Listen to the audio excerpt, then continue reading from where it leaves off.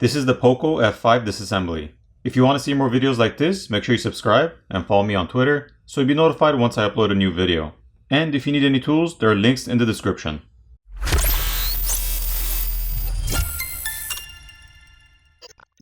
First, the SIM tray needs to be removed.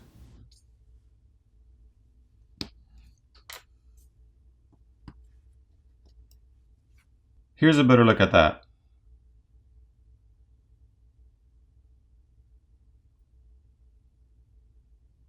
Now heat needs to be applied to the back plate to loosen up the adhesive underneath, and then a plastic pry tool can be used to pry the back plate off.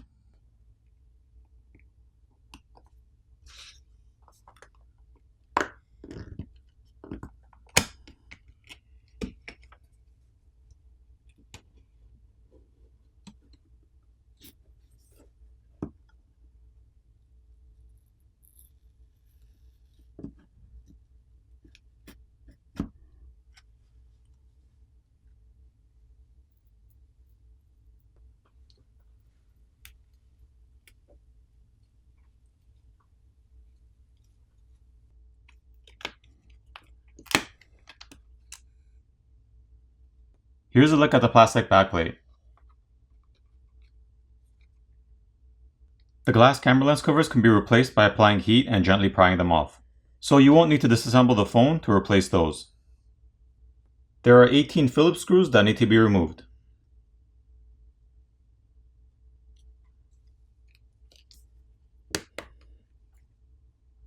There are some antenna lines drawn on this plastic cover, which are the light gray color lines. The NFC antenna is located here. And there's graphite film to help transfer heat. Here's a look at the other side. The battery cables can now be disconnected, followed by the rest of the flex cables.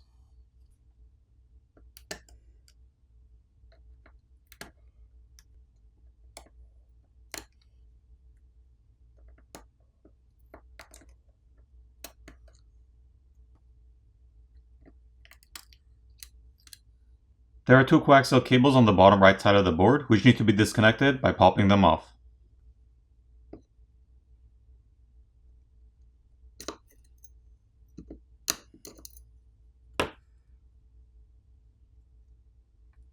The main board can now be lifted up and removed.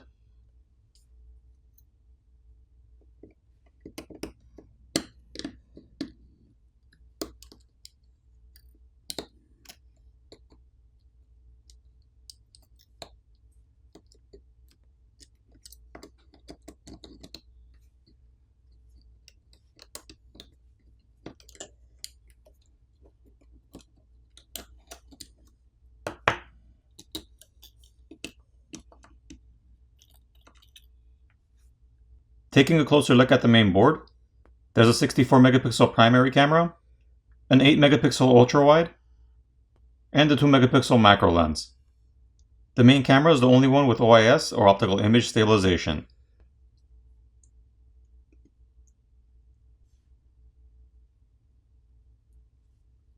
As for the camera connectors, they can be disconnected by just popping them off.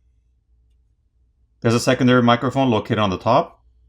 The headphone jack is located on the top corner, and there's copper tape on the shields to help transfer heat. The LED flash is also located here. Looking at the other side, we have a better look at the 16 megapixel front facing camera. There's an infrared or IR blaster located on the top corner, and there's some thermal paste on the shield to help transfer heat. Now that the shield has been removed, we can see more thermal paste on top of the RAM and processor, as well as these chips, and a thermal pad over the ROM. Here's a better look with the thermal paste and thermal pad removed.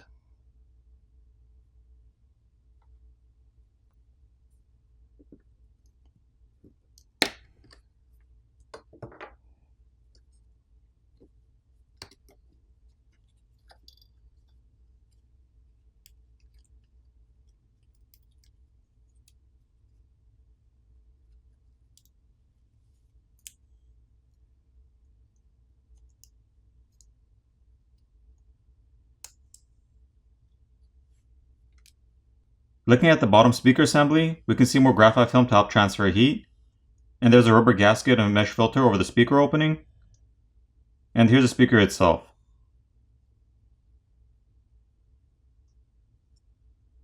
The other end of the white coaxial cable is connected to this antenna board, which is seated on the side of the speaker.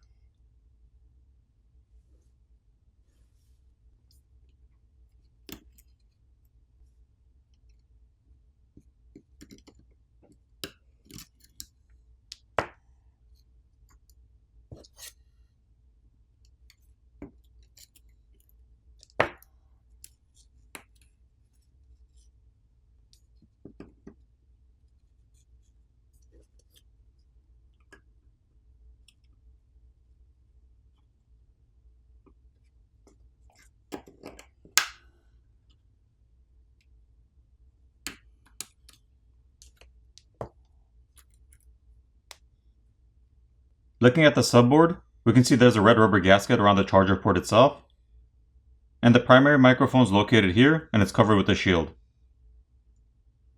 The SIM reader is located on the other side. The vibrator motor is located on the bottom and it's held down with some adhesive. And there's a liquid damage indicator sticker, which is that white sticker, that is seated on the frame under the SIM reader. There's a rubber gasket and filter over the microphone opening, and the speaker opening on the frame.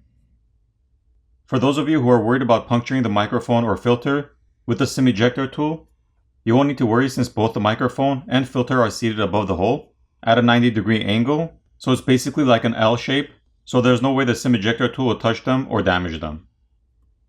Moving on to the battery. To remove that, there's a pull pouch provided to help you pry the battery off.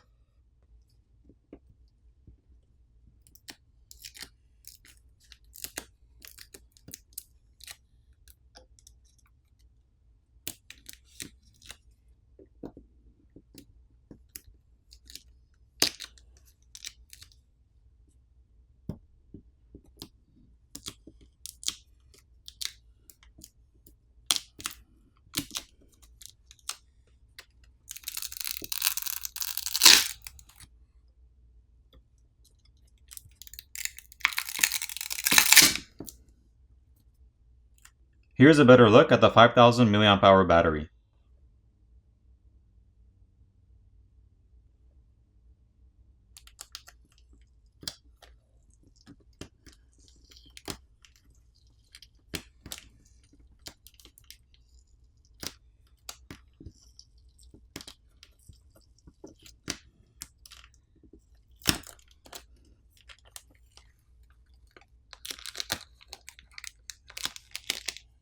Once the adhesive pull pouch has been peeled back, we can see this flex cable which connects the main board to the subboard, and the flex cable for the screen which is routed through an opening in the mid-frame.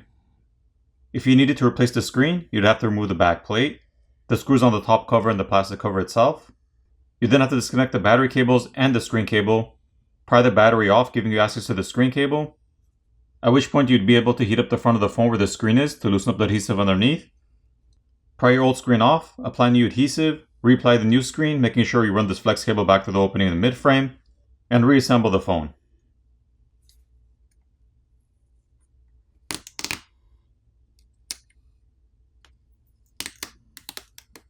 Once these flex cables are peeled back, we have a better look at the copper vapor chamber which runs underneath the battery and the motherboard.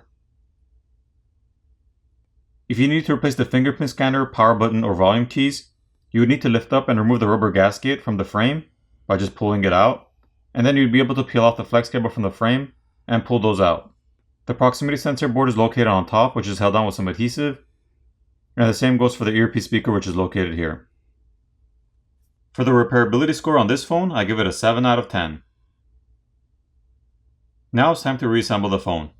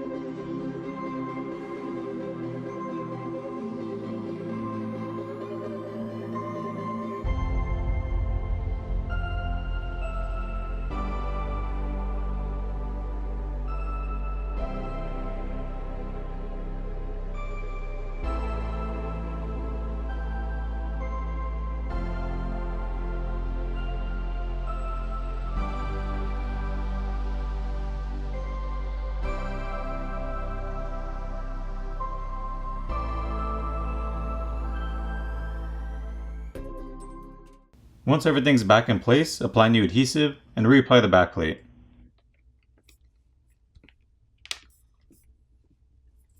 Flip over the phone, power it on, and you're done. I hope you enjoyed this video, and I'll see you in the next one.